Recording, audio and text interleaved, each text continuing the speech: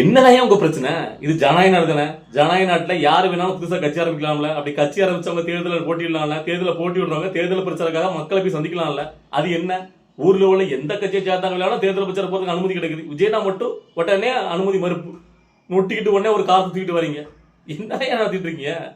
So இன்னைக்கு நம்ம எதை பத்தி பேச போறோம் கேட்டீங்கன்னா, நேற்று நீங்களாம் பார்த்துருப்பீங்க, இன்னைக்கு பெரம்புள்ள ஆக்சுவலா விஜய் அவர்கள் தேர்தல் பிரச்சாரத்தை மேற்கொண்டிருக்கணும். அதுக்காக 2 நாளுக்கு முன்னாடியே அனுமதி கேட்டாச்சு. ஆனா இப்போ அவங்க சைட்ல இருந்து முறைய அனுமதி கேட்கல, பேப்பர் எழுதி அனுமதி கொடுக்காங்க. நாங்க வந்து இந்த ஆப்ல பேசணும், எதுல பதிவு பண்ணி எப்படி முறைய அனுமதி கேட்டாலும் விஜய்னா மட்டும் திடீர்னாப்புல அந்த இடத்துல ஒரு பள்ளம் பொத்திக்கிட்டு வந்துருது. இத்தனை பேருக்கு நிக்க முடியாது, அனுமதி கிடையாது, அப்படி கிடையாது, இப்படி கிடையாது, உடனே அனுமதி மறுப்பு. நம்ம மக்கள் எல்லாரும் எனக்கு நினைச்சிட்டு இருக்கீங்களா? இல்ல நான் தெரியாம கேட்கிறேன். நீங்க எவ்வளவுக்குள்ள உங்களுடைய அதிகாரத்தை துஷ்பிரயோகம் பண்றீங்க, திட்டமிட்டு சரி பண்றீங்க அப்படிங்கிறது வெட்ட வெளிச்சம் விழுந்துருது. ஸோ அதனாலதான் நேற்று மனுஷன் பொங்கிட்டு ஒரு பதிவு போட்டிருந்தார் கோபத்துல. இது வரைக்கும் அவர் வந்து இந்த மாதிரி நடைமுறை பேசாம வெக்கமே இல்லையா உங்களுக்கு அப்படின்னு நாக்கப்படுறதுமே கேட்டிருக்காரு. இந்த அதிகாரத்தை துஷ்பிரயோகம் பண்ற அந்த ஆட்சிக்கு.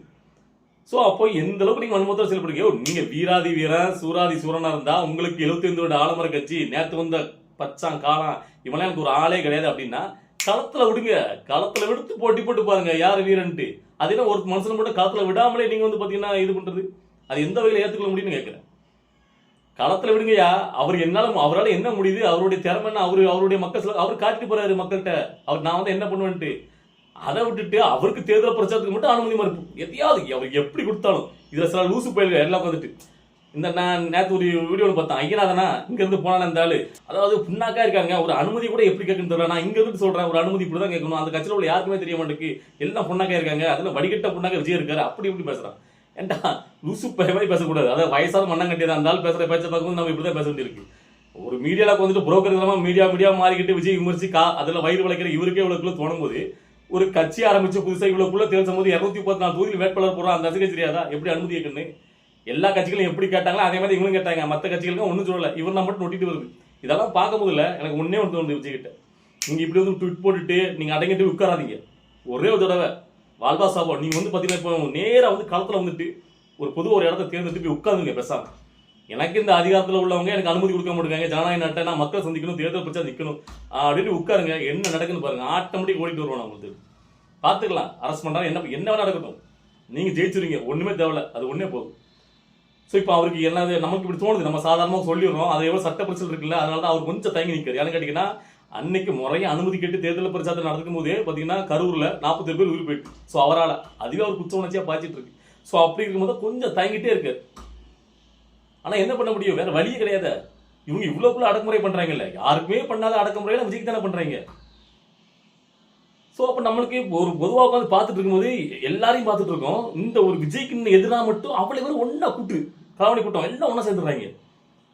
ஸோ இப்போ ரீசெண்டாக பார்க்குறோம், ஒருத்தன் வந்து பார்த்தீங்கன்னா அவன் கட்சியில் உள்ள எல்லாத்துலேயும் ஒட்டு மொத்தமாக ஒருத்தன் வந்து பார்த்தீங்கன்னா அநாகரிகமா அபாசமா விமர்சிக்கான். அதுக்கு கூட முட்டு கொடுக்காங்க. யாரு? சீமான் மாதிரி தமிழன் தான், நான் தமிழச்சி அப்படி பேசக்கூடிய சீமான் கட்சியில் உள்ளவங்க. எனக்கெல்லாம் பார்த்துட்டு சீமான் மேலே என்ன சீ மான் மாதிரி ஆகிப்போச்சு. ரைட்டு தான், அந்த ஆளு அப்படிப்பட்ட டைப் தானே.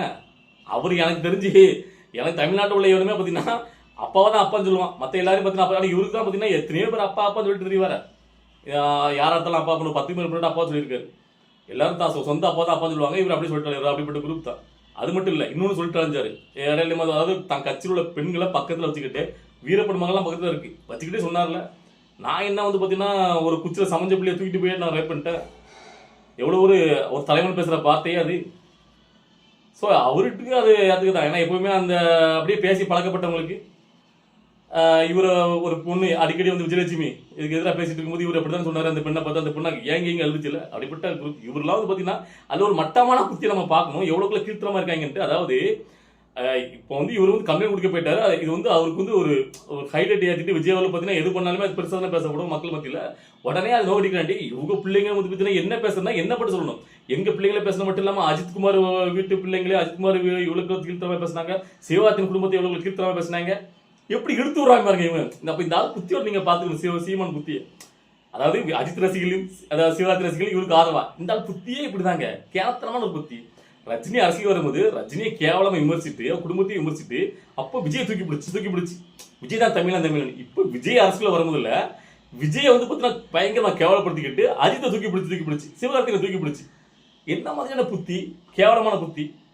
பச்சோதியோட வேகமா நிறம் பண்றீங்களா? ஸோ இப்படி எவ்வளவு வேணாலும் இப்படி வந்து மாட்டிட்டு போங்க. ஆனா ஒண்ணே ஒண்ணு, விஜய்க்கு எதிராக நீங்க வந்து பாத்தீங்கன்னா அவரை அடக்கணும் உடக்கணும் இப்படி வந்து பண்ணுனா அவரை வந்து பாத்தீங்கன்னா நம்ம அரசியல் பிரச்சாரம் பண்ண விடாம அவரை முடக்கிடலாம் அப்படின்னு நினைச்சீங்கன்னா நல்லா புடிச்சு விடுங்க. அது உங்களுக்கு எதிராக தான் போது விஜய் அவளுக்கு மாசம் ஏறிட்டு போகும். அவர் உட்காந்து ஒரு கோவத்தில் ஒரு வீடியோ பதிவு போட்டாரு வச்சுடுங்க, இனி அப்படி வரவிட மாட்டேங்க, வந்த அப்படி பிரச்சனை ஆகுது அப்படின்னு போடட்டும். அது எப்படி மாறுதுன்னு மட்டும் பாருங்க. ஸோ நம்மளுடைய ஆளுங்களாம் இப்போ கேட்டிங்கன்னா சைலண்டாக ஒரு சம்பவத்தை பண்ணீங்க நீங்கள் வேற லெவலில் தெரியும் அப்படிங்கிறத என்னுடைய எதிர்பார்ப்பு. ஏன்னா இவங்க வந்து உங்களுக்கு தேர்தல் பிரச்சாரம் பண்ண விட மாட்டாங்க. இன்னும் இருக்கிற தேர்தலில் பாருங்க, இப்போ ஒரு இடம் இந்த பெரம்பத்தூர் சென்னையில் ஒரு இடத்துக்கு இவ்வளவுக்குள்ளே கிடந்து விட்ட கெஞ்சி கூத்தாடி பெருமிஷம் இருக்கு போராட வேண்டியிருக்கு படாத பாடுபட்டு. அப்போ இன்னும் எந்த தொகுதி கொண்டு எவ்வளோ மாவட்டங்கள் போயிருக்கு. அப்போ எல்லா இடத்துலையும் பிரச்சாரத்துக்கு அனுமதி கேட்டு இவங்கள்ட்ட போய் நின்று அனுமதி வாங்கி நீங்கள் தேர்தல் பிரச்சாரம் பண்ணுறேன்னா ரொம்ப கஷ்டம்யா. அதாவது விஜய் கஷ்டம்தான். சில நேரங்களில் நம்மளுக்கு விஜய் மேலே விமர்சனம் வரும், விஜய் கட்சி பண்ணுற விஷயங்கள் எல்லாத்துலேயும் பார்த்தீங்கன்னா முரண்பாடு நம்மளுக்கு வரும். நம்ம தான் நேர்மை நியாயம் பேசுவோம்ல. ஆனால் இவங்க சில விஷயங்கள்ல இவங்க எல்லாரும் சேர்ந்து ஒட்டு மொத்தமாக சேர்ந்துக்கிட்டு விஜய் அந்த அரசியலை விட்டு ஓரம் கட்டிடணும் ஒழிச்சு கட்டிடணும் அப்படின்னு நினைச்சி அவருக்கு எதிராக பண்ண முடியல. இந்த ஒரு விஷயத்துக்காடியாவது விஜய்க்கு நம்ம சப்போர்ட் பண்ணுங்க, நின்று இவங்க எல்லாத்தையும் அடிக்கணும் அப்படிங்கிற அளவுக்கு நமக்கு தோணுது. உங்களுக்கு தோணுதா இல்லையா? அதாவது நான் என்ன சொல்ல கேட்டீங்கன்னா, அவரு ஒரு கட்சி ஆரம்பிச்சு வர்றாரு, அவருடைய கொள்கையில் அவரு விஷயங்களை அவரு மக்கள் மொழி எடுத்து வைக்க நினைக்கிறாரு. அதுக்கு ஜனநாயகத்தில் எல்லாருக்கும் இடம் கொடுக்கணுமே, அவருக்கு இடம் கொடுங்க, களத்தில் விடுங்க. அவர் பண்ணுறதை பண்ணிட்டு நீங்கள் பண்ணுறதை பண்ணுங்க, அதில் விட்டு பாருங்களேன். அதை விட்டு அவர்னா மட்டும் அவ்வளோக்குள்ள அடக்குமுறை அதுக்கு இப்படி ஏன் இங்கே தான் போலீஸ் போர்ஸ் இருக்குது, ராணுவ போர்ஸ் எல்லாத்தையும் நீங்கள் ஆட்களுக்கு அதுக்கு உண்டான பாதுகாப்பு கொடுத்து நீங்கள் அவருக்கு அனுமதி கொடுங்களேன். ஏன் அதை கூட கொடுக்க முடியாதான்னு கேட்க. அப்புறம் அதாவது என்ன சொல்லுவான்னு கேட்டீங்கன்னா, அவர் வெளியில வராம இப்படி அனுமதி கொடுக்க மாட்டாங்க, அதனால வெளியில வர முடியாம போயிடும். உடனே பாத்தீங்கன்னா அவர் வெளியில வர மாட்டேங்காரு அவ்வளவு திட்டு விமர்சனம் மக்களுக்கு நெகட்டிவா. அவர் இந்த இது கூட வெளியில வர மாட்டேங்காரு, நாளைக்கு எப்படி உங்களுக்கு வந்து பாத்தீங்கன்னா உங்களை சந்திப்பார், உங்களுடைய பிரச்சனையை கேட்பார், குறையில கேட்பார். நீ முதல்ல அனுமதி கொடுத்தாருன்னா அவர் வெளியே வர முடியும். அதிகாரத்தை நீங்க வச்சுக்கிட்டீங்க, அப்புறம் அவர் வெளியே வரலன்னா ஏன்னா அது லூசு பைத்தனமா இருக்கு. மக்கள்லாம் எனக்கு தெரிஞ்சு இன்னும் அடுத்தாப்புல 2 தடவை அவருக்கு அனுமதி கொடுக்கல வச்சுக்கோங்களேன், மக்களே முடிவு பண்ணிடுவாங்க. நீங்க ஒண்ணு பண்ணணும், அவர் வீட்டுல வச்சு அவருக்கு வந்து ஓட்ட போட்டுருவாங்க. நீங்க அவர் வந்து ஒரு சம்பவம் வந்துட்டு அவர் செய்யணும். எனக்கு தெரிஞ்சு விஜய் ஒன்னு வீடியோ ரிலீஸ் பண்ணீங்கன்னா நம்ம சொன்ன மாதிரி ஒரு பொது இடத்துல வந்து அவர் வந்து உட்காரணும். இந்த ஜல்லிக்கட்டு போராட்டம் நடத்தில அந்த மாதிரி வந்து ஒரு இடத்துல உட்காந்துட்டு அனுமதி கொடுக்க மாட்டேங்க என்னையா பண்றது சொல்லி மக்களுக்குள்ள நேரடியாக வந்து இறங்கிடணும். அப்ப தெரியும் என்ன நடக்கணும்.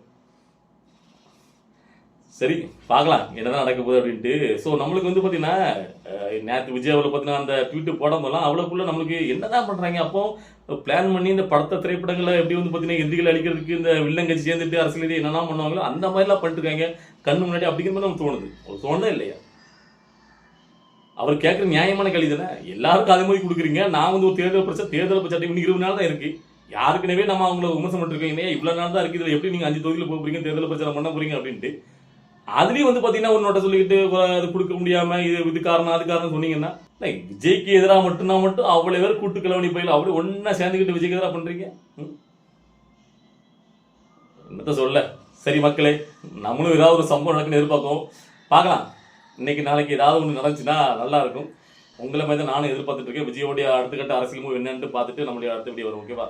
இன்னைக்கு இந்த வீடியோ பார்க்கும்போது உங்களுக்கு என்ன சொல்லணும்னு தோணுச்சு, நீங்க என்ன நினைச்சீங்க அப்படிங்கிற உங்களுடைய ஆதங்கத்தை கமெண்ட்களை கருத்தா பதிவிடுங்க. நம்ம அடுத்த வீடியோ பார்க்கலாம். பாய்.